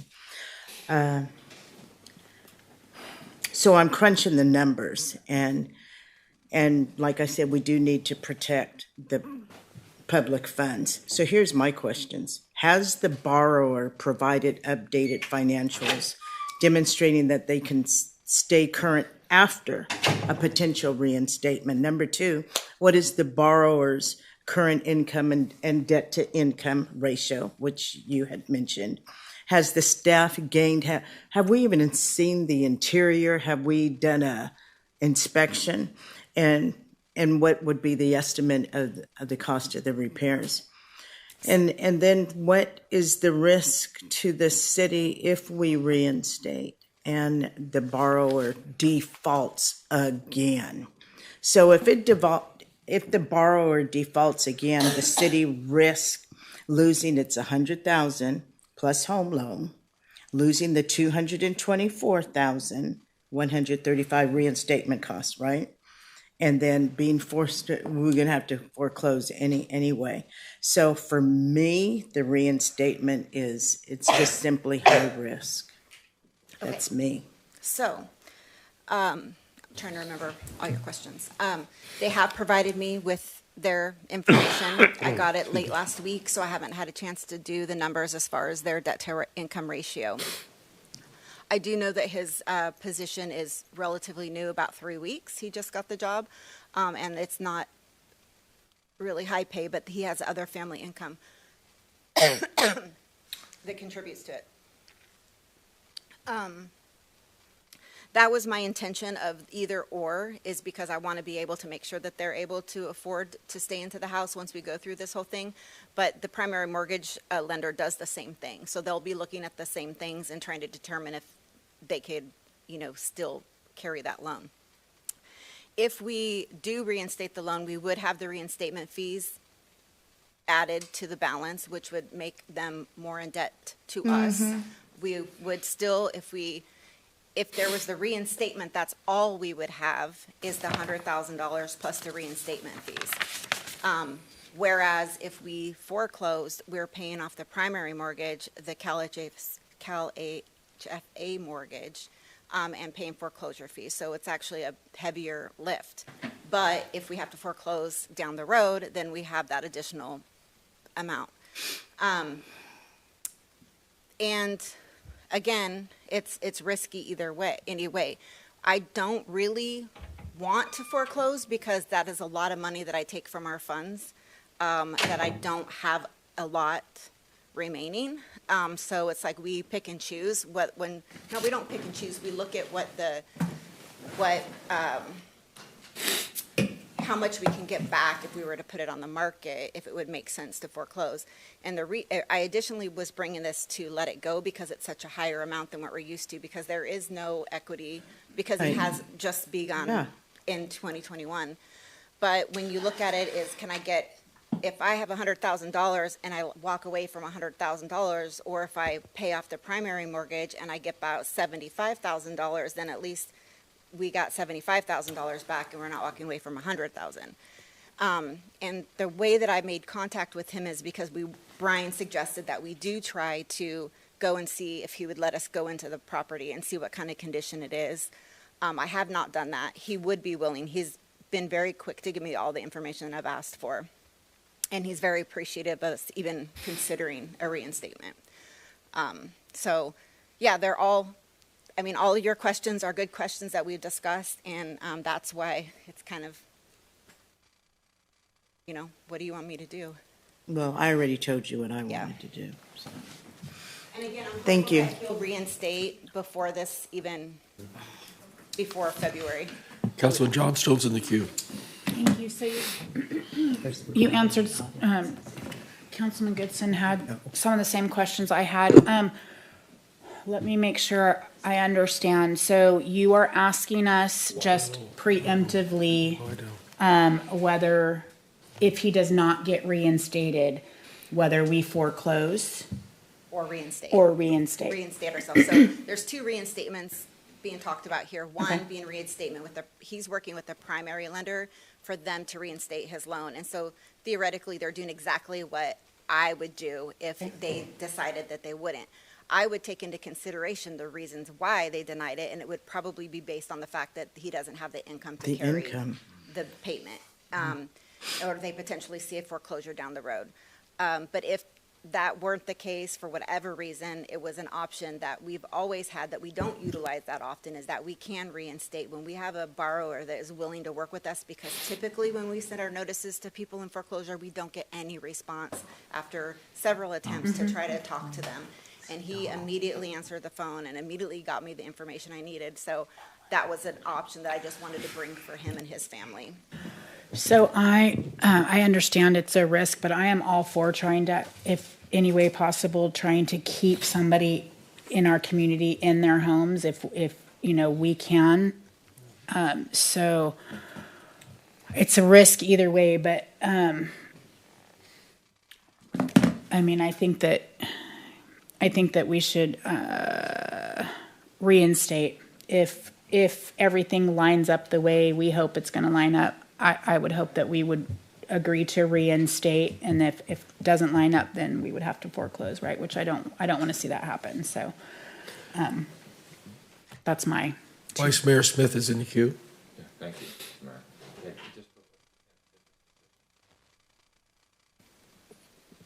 Straight up business decision, right? So Evergreen Money Source, they're in first position, we're in second. They're going to get their money. So do you see any downside to just taking and following their lead? Because obviously they're going to take the time to ensure that this homeowner has the capacity. I would follow their suit. If they feel that they're worthy to continue to make payments on time because they have, the debt ratio is in check, then I go with that. If they don't, then, we have to, at that point, obviously, we're going to have to, because that's all, that action's on. We wouldn't reinstate. Right. Allow the primary mortgage to reinstate. If they don't reinstate, then we'll just initiate foreclosure. Correct. Yeah, just let them be the lead. It's just a business decision, and Right. And they're in the lead, and they're looking, a pretty deep dive because they're in the business to make money. Right. So that's how I'd follow it. Okay. Okay, Councilman Reynolds is in the queue. Didn't you say that there was a deadline of December 24th? There initially was the sale date And then set it for was December 24th. That's why we had to February. get here tonight, but they've postponed it till February. Okay, The- so the you would be primary able margin to is obtain the information from the first, or the primary? Yes. Okay. I just want to let you know in this case, I mean, that's what this program was for, and a lot of people fell on hard times, and I think everybody in this room has prayed for grace at one time or another. So that's where I'm at with it. Thank you. I like the piggyback approach as well. Yeah. Okay. Any other questions or comments? Do we have any cards on this item? We do not. Do we need, I'll entertain a motion. How's that? So moved. And that's Well, not, there's a- and that's not the right motion. Which way? Yeah, Which- absolutely. Which motion? To wait, rewrote it. to wait for Evergreen. You wrote it basically to allow me to figure out the best course. But if you have a specific way, if the primary mortgage says no, then we say no. Or if you want us to try to get information and determine, that's what we're asking for. I would make a motion based on the first part of what you just said, that Yes. we follow in The line with direction. the primary lender. Okay. And then we follow suit. And if they decide to foreclose, then that's the course of action that Right, we'll take. we'll govern ourselves accordingly. And then also giving you latitude to obviously make those adjustments. That's my motion. I second that. You second that already? Call the roll, please. I want to make sure, so follow their lead, follow the primary lender's lead. Right. So the second loan from the city is off the table, and follow their lead. If they say no, then they're going to put it up for sale, then we initiate Then we foreclosure. initiate the foreclosure, If they say yes. yes, then it's a moot point for us, and we just continue with the loan. Yes. Okay. Sounds I just want to make sure, Reynolds that is in was the the first motion. Yes, sir. Just to make sure, isn't the buyer over 12,000 behind? And if the primary doesn't get these back payments, then they're going to initiate? They're going to sell it then, yeah. Yeah, so that's what we're, So he needs to come so, up with so we're, 12,000. so we're advocating to pay the 12,000 to get him out of foreclosure That and was put one it of- on the back end of our loan. That was one of my suggestions, but it sounds to me like that's not what the motion is. The motion is Well, Would you like to where would this Another person come up with the $12,000 they just so went to work? A reinstatement is that they will work with them and basically do the same thing that we're doing and put it on the Put end it of on the their back loan. end? Uh-huh. Okay. Gotcha. All right. And if they Thank you. say no, then they're going to put it for sale. Right. And the city we're concerned that if they put it for sale, we're going to get very little, if nothing, back. Whereas that way, if we initiate foreclosure, we buy it, expend the resources that Amy was talking Right. about, we're likely going to get more return for the city. Sure. Don't really want to do. Which we don't want to do, but. But that's, of again, course, depending it's on the the condition of the best property, business. which. Yeah, which Right. we got to see the It property could too be. before we. Tore up from the But floor. he does not I would have, like us he to does see the not let, Yeah. he doesn't have to let us, but he's been very agreeable so far, but he does not have to let us go see it right now. Okay, so I think we have a clarity of motion. Yes. Call the yes. roll, please. Yes. I love this teamwork. Passes unanimously. I love the teamwork approach that we we go. have up here. Do we have a vote report? Do we have a what? Vote report? I didn't hear you. A vote. A vote? Passes Oh, vote unanimous. report? Yes, I Yeah. said pass unanimous. Oh, I'm sorry, I didn't hear it. All That's right. okay. His That's all ears right. are plugged. Yeah. Item number 11, position reassignment, accounting technician to information technology analyst. That's me. Good evening, Mr. Mayor and council members. I can't believe a bank would set a sale date as December 24th, but wow. I know, is that. Merry Christmas. I'm bringing to you a request to reassign a position in finance. So at the beginning of the budget year, we had a vacant accounting tech position, and I wasn't ready to give it up because I had a retirement around the same time, and I wanted to give it 6 months to see if we could survive without her, without having to get extra help. And staff is doing wonderfully and has told me, we got this. And so Okay. at the budget time, we discussed, our IT manager had requested another body in IT. And I said, can you give me 6 months and I will try to reassign this position to you. And so the time has come, 6 months has passed, and my staff says that they are good to go. So I would like you to consider reassigning this position to an IT analyst. And I have our IT manager here with a list of critical projects, if you want to hear them, and all the things that they could use this position for. He also can answer any questions in case you're wondering why he needs an IT analyst. So that's what I'm asking for you tonight. We know why he needs. Yeah. Yes. All right. Any questions from council? So moved. Approve the cards? budget transfer. Okay. Got a motion, got a second. Call the roll. Motion passes unanimously. Item number 12, approval of the Department of Justice Tobacco Inspection Grant and Memorandum of Understanding fiscal year 2025, 2026. Yes, sir. Mr. Belser. Good evening, council and mayor. What I have for your consideration tonight is accepting the $123,622 for Department of Justice Tobacco Inspection Grant and the Memorandum of Understanding for RFP DOJ Prop 562526. This is a 3-year grant. This is a very competitive grant. And they put out about $23.5 million. They received a little over $50 million in submissions. And part of the steps of even getting in the door is sending your team to training. I sent my team to training to Chico to learn how to conduct tobacco inspections. I like my team to be able to grow and learn new things and not get stuck in ruts. And this is, I look for grants, and this was one that fit our department. And the funding goes towards paying not only the cost of the inspections, but for education, any type of training they're going to have. It also goes to administrative fees, and it'll also go to benefits.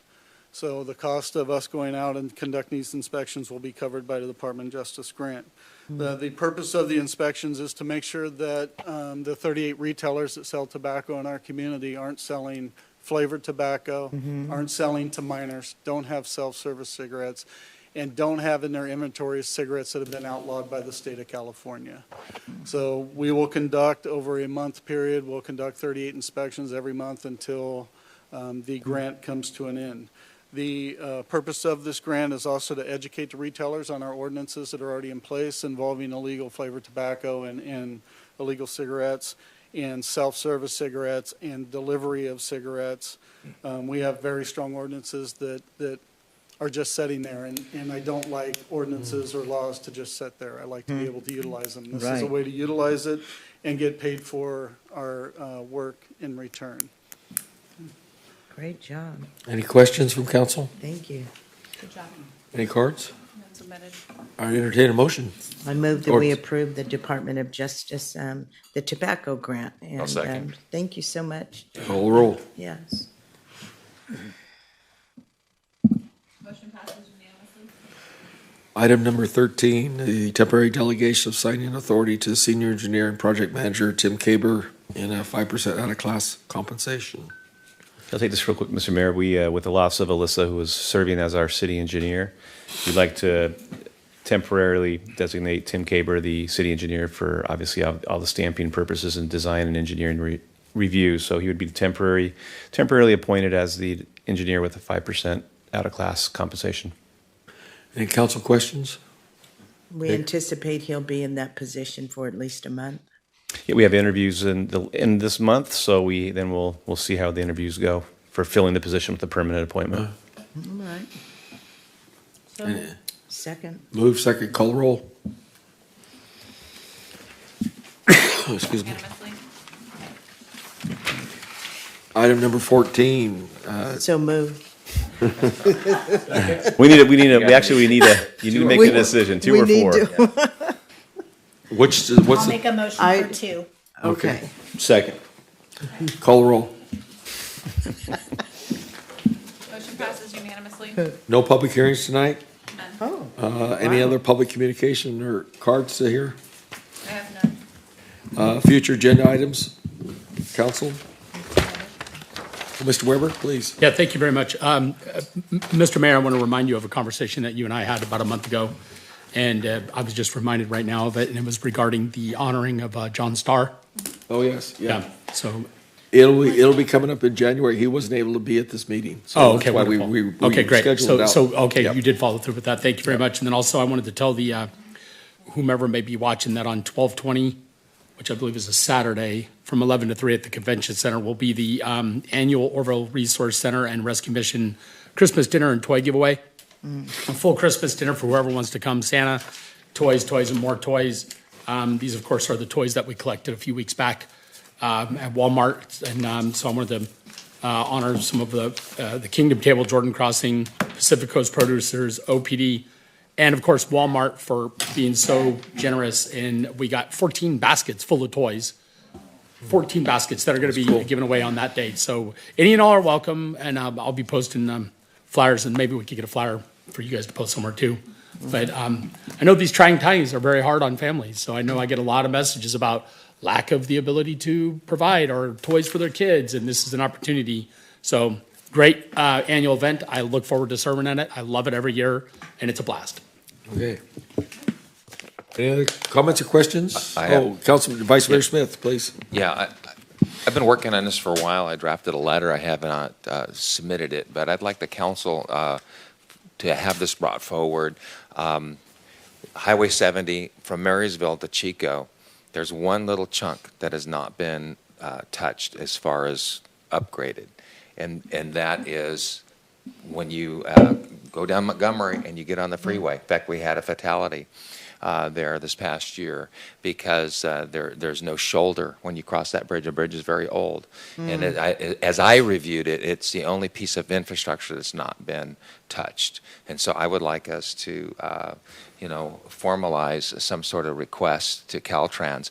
If you go back in time, 2006, there was a report done by Caltrans stating that bridge needed to be 6 lanes.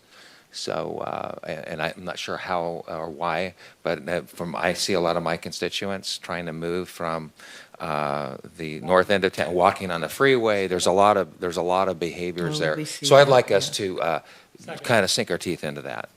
Okay. Second, third. Fourth. Okay. Well, we'll look forward to seeing the draft letter. Merry Christmas, everybody.